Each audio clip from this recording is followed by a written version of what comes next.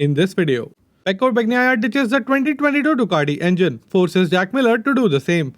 Honda has changed so much that it feels like a different manufacturer, says Marc MARQUEZ.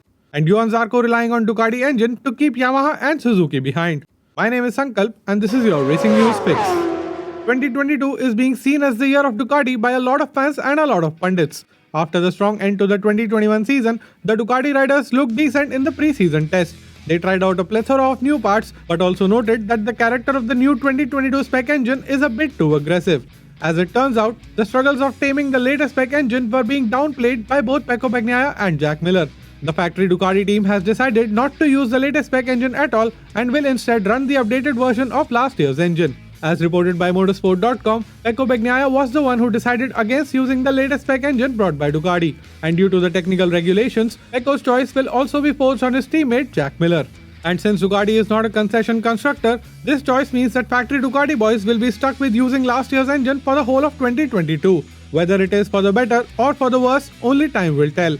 Interestingly, other factory-backed riders, Johann Zarco, Jorge Martin and Luca will continue to run the 2022 spec engine on their GP22s. Now this can go either way. By choosing the more manageable 2021 engine, it is quite possible that this very decision might win Pecco BAGNAIA his very first Premier Class title. Or it can just as easily go wrong, and by choosing against the 2022 engine, he may have gifted the title to Jorge Martin.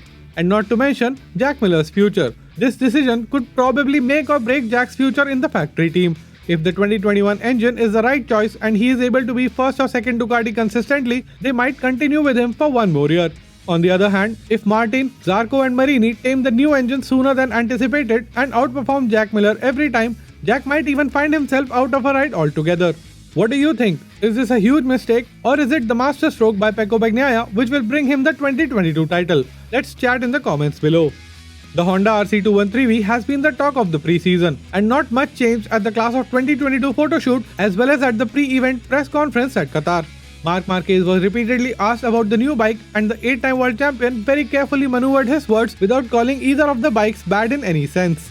Describing the huge change in character of the bike, Marc said, "The bike has experienced a breakthrough, and I have the feeling of having changed brands. It is a completely different bike, and the nature and the essence of the bike is very different. It is true that the bike is better for many different riding styles, and that is already good. Because earlier the bike was very complicated, and that's why there have been a big change with this year's bike. Honda has to be fighting for the title every year, and this bike is faster at one lap. But we still have to find those extra tenths that we need.